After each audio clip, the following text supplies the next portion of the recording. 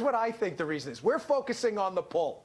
Okay, we're focusing on the information that was pulled out of the Trump campaign. The spy we're not supposed to name, call him an informant, I don't care. I'm not getting in the euphemisms game, all right?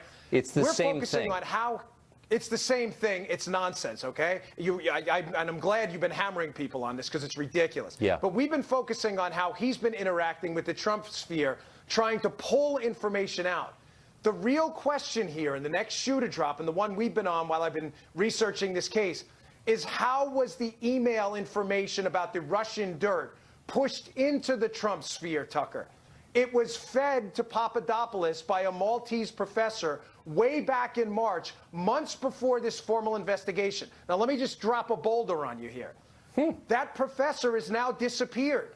He was interviewed by the FBI in February. Now, if this is a Russian collusion case, and this guy's the Rosetta Stone and has the keys to the kingdom and knew about this Russian dirt and fed it to a Trump low-level guy like Papadopoulos, then how come the FBI let him disappear after interviewing him in February? So, I mean, that's kind of the key to the whole story. So this, I mean, that's the genesis story of this investigation, Yes. of the Mueller investigation, of all this Russia stuff, which has gummed up the gears of government since day one of this administration. All goes back to the Maltese professor. I hate to say that because Yes. it sounds nutty, but it's true. And we don't know where he is. Why don't we know where he is? And do you think it's possible that this was a setup from day one? I don't think it's possible anymore, Tucker. If I was a betting man, I would bet my right thumb on it that this was an entrapment operation. Now, who specifically set it up and why is still an open question. It would be irresponsible for me to say, but there's a lot of evidence leading to some very, very suspicious characters. But you just asked, and you posed to your audience the critical question. Stop for a second focusing on the poll. Who pushed the information into the Trump sphere that was going to be pulled out later as evidence they were colluding with the Russians? The answer is we know the guy. So if he was interviewed by the FBI, let's just get to the bottom of it. Yet, Tucker, the guy is nowhere to be found. He's in the Ren and Stimpy land of the left socks. Nobody knows, but the FBI interviewed him in February. Amazing how that happens. The whole thing is unbelievable. And the more you know, I almost hesitate to learn more because I want to sleep at night. Dan Bongino, thank you for that. I appreciate it. Yes, sir. You got it. Joy Reid is apologizing for blog posts that until recently, she said, were written by hackers surreptitiously. What about the FBI investigation into this? Where'd that go? All of that's next.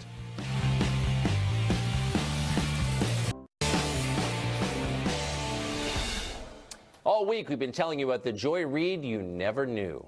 The rigidly progressive, race-hustling MSNBC anchor once had very different views, and they've been revealed by newly discovered excerpts from her long-defunct blog. For example, Reid once complained that immigrants were taking American jobs. Imagine that. She described Lou Dobbs, our friend Lou Dobbs, as her ideological twin on immigration. She told Democrats to spend less time attacking white people, amazingly. She also compared John McCain to the Virginia tech shooter, and she spread 9/11 conspiracy theories. Well, in April, she commented on some of those blog posts. Watch. I've spent a lot of time trying to make sense of these posts. I hired cybersecurity experts to see if somebody had manipulated my words or my former blog. And the reality is they have not been able to prove it. But here's what I know. I genuinely do not believe I wrote those hateful things. Well, we assumed that Reid would once again continue to blame these new set of opinions on a mysterious fake hacker, because, as you just saw, she's done it before. But no, this time she admitted the truth and said she's sorry. So good for her. It's better not to lie so much. But there's at least one outstanding question here, a question that hangs in the air. Whatever happened to that FBI investigation that Joy Reid and NBC News ordered up when they were still pretending that the blog posts weren't real and were committed by maybe Vladimir Putin? Is that FBI investigation still ongoing? And what's the penalty for using federal law enforcement to perpetuate a hoax? And how much did it cost? And is NBC News going to pay back American taxpayers? Joining us now is a man who's considered these questions, Larry O'Connor, associate editor of the Washington Times. So, Larry, this is a real question. And by the way, again, I just want to say, good for Joy Reid for telling the truth. It's always good to tell the truth. Little late. But they did order up this FBI investigation, and NBC stood behind it. Yep. Are you allowed to do that in perpetuation of a hoax, which is what they did? Last I checked, not so much. And I actually checked with a couple of former Department of Justice officials, and they said, no, that's actually kind of a federal crime, making a knowing false report to the FBI. And no one knows how much of our government resources have been spent on investigating a hoax. Now that the FBI isn't spending so much time investigating political opponents of Barack Obama, one thinks that they actually would like to chase down some serious crimes and not just Joy Reid's fantasies, to cover her own butt, by the way. And that's let's be clear here. Her lies, and which were reinforced by her network, NBC, they were all to just cover her up. It was to make her look good. It was just to protect her job. And apparently she didn't have to, because NBC is going to stand by her no matter what. Yeah, and by the way, I'm all for networks standing by their anchors, I should just say.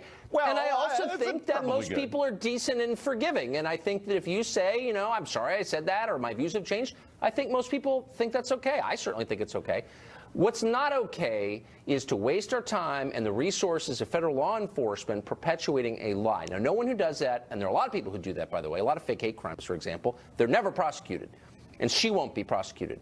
But shouldn't NBC have to repay that money? Why do they get a pass on this? I would think so. And I think also, I mean, listen, I understand, and I'm all for radio networks forgiving their and not firing their employees exactly. too. While we're at it, let's have that on the record. But I do think NBC has to answer for a couple of things here, because they were part of this, Tucker. They circulated this report from Joy Reid's expert, the cybersecurity expert, that said that she had been hacked. That damages their brand, because they're in the business of fact-checking everybody they disagree with. Well, it's time for them to actually come clean a little bit and say, yeah, this was all bogus. It was wrong. There needs to be some transparency there. And yes, you're right. At the very least, whatever this ended up costing the federal government, NBC, Comcast, Universal, they should repay that money. Well, I mean, they're liars. We know they're liars. They leaked the Access Hollywood tape to the Washington Post. We know that. Everyone who works at NBC knows that, and they did it for political reasons, and they've never admitted that. Right. So they were going to do but I hope they do. thorough investigation into that, though, Tucker. I remember they made a lot, lot of noise about that thorough investigation. Still trying to find the real killer, Larry. That's right. Larry, thanks for coming on Friday night. Good to see you. Thanks, Tucker. You too. Well, the Boy Scouts of America are no more. They're now Scouts BSA. Mike Rowe is an Eagle Scout, and he joins us next to discuss the changes and what they mean for us. Stay tuned.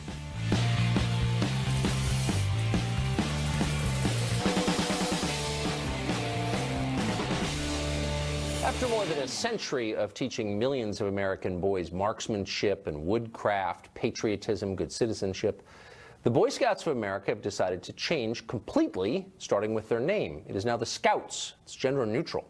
Mike Rowe was an Eagle Scout. He went on to host Dirty Jobs and Someone's Got to Do It. He now hosts Facebook's #1 show. It's called Returning the Favor. We spoke to him recently. Mike Rowe, thanks a lot for joining us. You were famously an Eagle Scout as a boy. The Scouts are no longer the Boy Scouts, but simply the Scouts. What's your response to that? Well, it's funny you should ask, Tucker, because no less than 10,000 people have asked me that very question over the last month on my Facebook page.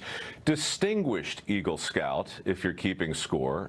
5 or 6 years ago, I was awarded that, and it was very touching. And look, I'm watching what's happening carefully. I've sent 50 to 55,000 letters out over the last 10 years to other Eagle Scouts.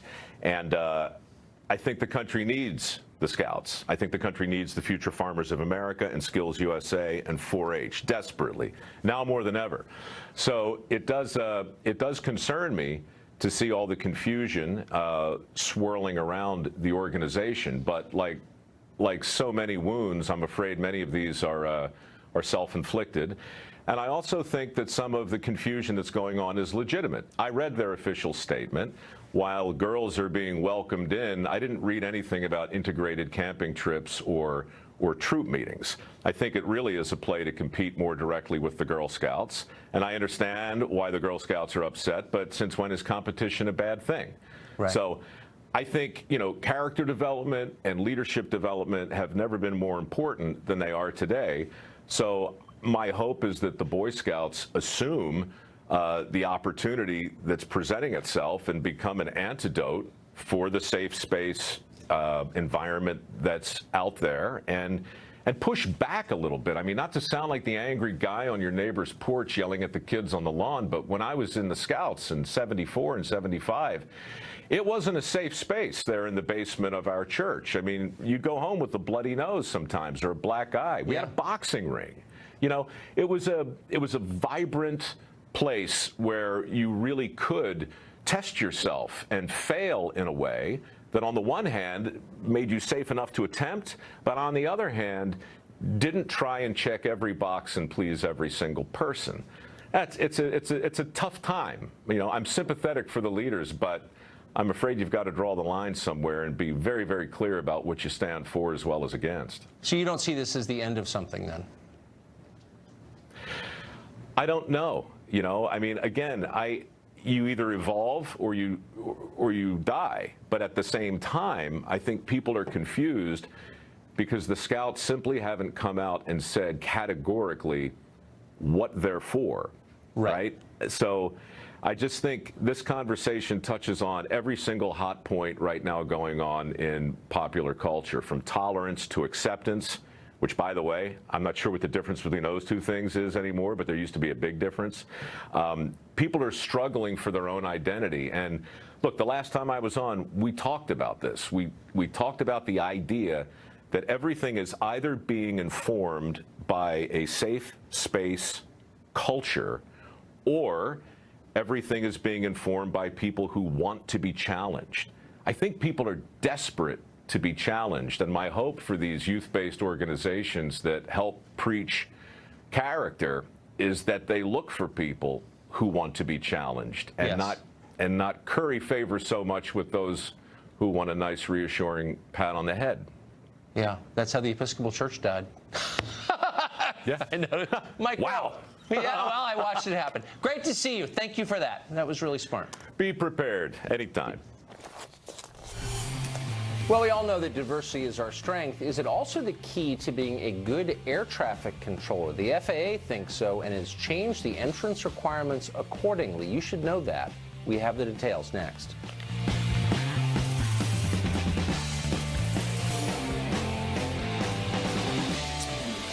Well, it's hard to think of a tougher or more important job than being an air traffic controller. Go ahead and try. It'll take you a while. Every day, more than 2.5 million Americans fly in or out of U.S. airports, along with, of course, many billions of dollars of cargo. At any one time, there are about 5,000 aircraft above the United States. On 9/11, for example, air traffic controllers guided every one of them to a safe landing in a little over an hour. Go ahead and try that. It's the kind of job where even a small mistake could lead instantly to the deaths of hundreds of people. Not surprisingly, the hiring standards for air traffic controllers were long among the most selective of all federal jobs. Applicants typically needed to complete military service or pass the FAA's Collegiate Training Initiative program. After that, they sat for a specially designed exam that tested for relevant job skills like math ability and complex problem solving. Only those with the highest scores made the cut. The system was designed to choose the best, and for decades it worked. Then, during the Obama administration, activist bureaucrats decided that the pool of air traffic controllers wasn't diverse enough. They never explained why diversity ought to matter in air traffic control, or why it was more important than traditional goals like competence and public safety. The FAA, without a vote, just scrapped the old hiring system and replaced it with a diversity-friendly version. Most people have no idea this happened. The FAA now requires many of its applicants to fill out what they call a biographical questionnaire before any other screening. Those who answer the questions in a way that diversity monitors don't like cannot be considered for hiring, no matter how much experience they have or how well they may do on the other portions of the testing. The biographical questionnaire is all important. So what is in this biographical questionnaire? Well, we can answer that question because we got a copy of it, and we also got information about how it is scored. And it's shocking. For example, one question asked test takers to name their worst grade in high school. The preferred answer for that is science. In other words, if you can't do science, the FAA is especially eager to hire you as an air traffic controller. You get 10 points for being bad at science, according to the scoring sheet. Another question asked about work history. According to the FAA, the best answer to that question is you haven't worked at all in the past 3 years. You get 10 points for not working. Apparently, unemployed people make the best air traffic controllers. This is demented, by the way, but it's real. So do applicants who played a lot of sports in high school. They're rewarded too. By contrast, applicants who say they know a great deal about air traffic control get only 5 points. Trained pilots get 2 points. Once again, applicants who haven't worked at all, who have been unemployed for the past 3 years, get 10 points. Pilots, 2 points. This is insane, and it's dangerous. It's also indefensible. We asked the FAA's top spokesman why applicants for an air traffic control job would get more points for playing high school sports than for flying planes or knowing a lot about air traffic control. His response, quote, "I'm trying to find that out as well." Well, not actually trying very hard, it turns out. We still haven't heard back with the real explanation, and of course we won't, because there isn't one other than shut up, diversity. But we won't shut up. This is too important. Lives are at stake. Joining us now is Michael Pearson. He's a lawyer representing a man who is suing the FAA for its updated hiring practices. Mr. Pearson, thank you for coming on. Thank you, Tucker. I'm glad to be here. Why would the FAA award extra points for incompetence in science, for example?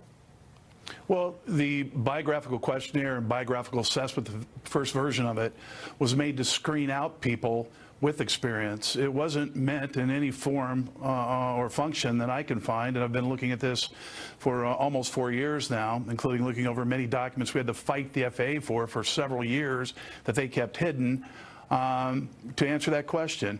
The test was basically meant to screen out people with aviation experience. There's even worse questions and answers on the test, but you did a pretty good job of portraying some of the questions and answers on the test. I don't understand. I mean, just to restate for our audience who is so numb to this kind of thinking that it may not penetrate, we're not talking about hiring a sociology professor or some other totally irrelevant job like that. We're talking about air traffic controllers.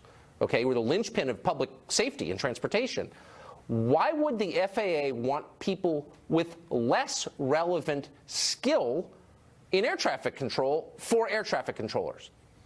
Because a group within the FAA, including the human resources function within the FAA, including the National Black Coalition of Federal Aviation Employees, determined that the workforce was too white. They had a concerted effort through the Department of Transportation, the Obama administration, to change that. And quite frankly, they're sacrificing and have sacrificed safety at the altar of political correctness. What happened offends not only the conscience, but also federal law, and we're exposing that. But why would this go on for years without anybody in elected office saying anything about it? Because just once again, and I'm hard to shock because I do this stuff for a living, we are lowering the standards and intentionally hiring people who are less competent for one of the most critical jobs in the federal government. Lives are hanging in the balance. Why would no one in Congress do anything to stop this? Well, our law firm, along with Mountain States Legal Foundation, filed the initial lawsuit, and then the group of schools got together. Over 30 collegiate training institution schools got together and actually went to Congress, and there have been members of Congress. Representative Randy Holtgren, Representative Frank Lobiondo have actually held hearings on this. The problem of it is that the union, NATCA, controls a large PAC, and they fund a lot of politicians, and nothing will get passed in aviation without the blessing of the controllers union. And their position radically changed when the Obama administration came in, and my belief is that favors were exchanged. Now, I'm not saying that lightly. I was an air traffic controller at 4 of the busiest facilities in the country for almost 27 years, along with being an attorney and a professor. So when I say these things, it's not based only on experience. It's also based upon documentary evidence and proof I have. At the end of the day, everyone flies, including members of Congress who fly quite often. And I think the ones that actually heard this story were offended by it, because it's in their backyard. It's a safety interest for them. This is not a partisan issue, quite frankly, because, again, it's the safety of the national airspace that's at risk here. And I can tell you from training well over 100, probably 300 controllers in my lifetime as an FAA controller, that there is a difference. This is akin to the Veterans Administration hiring doctors and trying to tell the public that the best physician is one that never went to medical school and that the VA could train them better. And that's exactly what's occurred here. And quite, to be very straightforward, the mainstream media has covered this, has not covered it actually, and has covered up this issue and has not revealed what's going on, and it's a shame. And it's not only shameful, it again sacrifices public safety. It goes without saying that the people the FAA spoke to were such cowardly worms, and I don't say that lightly, that they wouldn't come on and defend this. But I hope someone forces them to. Very quickly, in 10 seconds, a rhetorical question. Did the Obama administration ever show with data that somehow increased diversity in the ranks of air traffic controllers would make the public safer? Do they even make that case? Absolutely not. And there's published data out there that says that's a total farce and incorrect. There's no data to support that. This is social engineering at its finest, at the sacrifice, again, of public safety. It's totally demented, and we're going to ride this until it's made right, because lives are at stake, and we're not overstating it. Thank you very much. You're knowledgeable, the knowledgeable person on this, and we appreciate talking to you. Happy to be here. Thank you. We'll be right back. Thanks.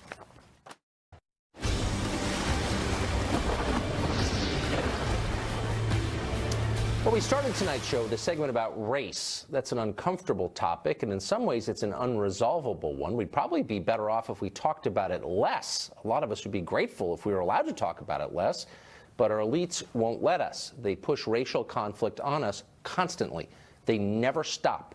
The media does it, the people in charge don't do it, and it's bad. It makes people hate each other. It's terrible for this country. So why do they keep doing it? Simple. It's a strategy. Divide and conquer. It's a lot easier to run a country for your own benefit when the population is distracted by tribalism, as ours now is. They do it on purpose. But they're exposed in the new book, Ship of Fools. The book is coming out this fall. You can order it now. It's mostly lessons learned from this show and the segments we do on it. I hope you like it. That's about it for us tonight. The weekend is coming. Tune in every night starting Monday to the show that's the sworn enemy of lying, pomposity, smugness, and groupthink. DVR it if you can figure out how that works. But more than anything, have a great night and a great weekend. See you soon.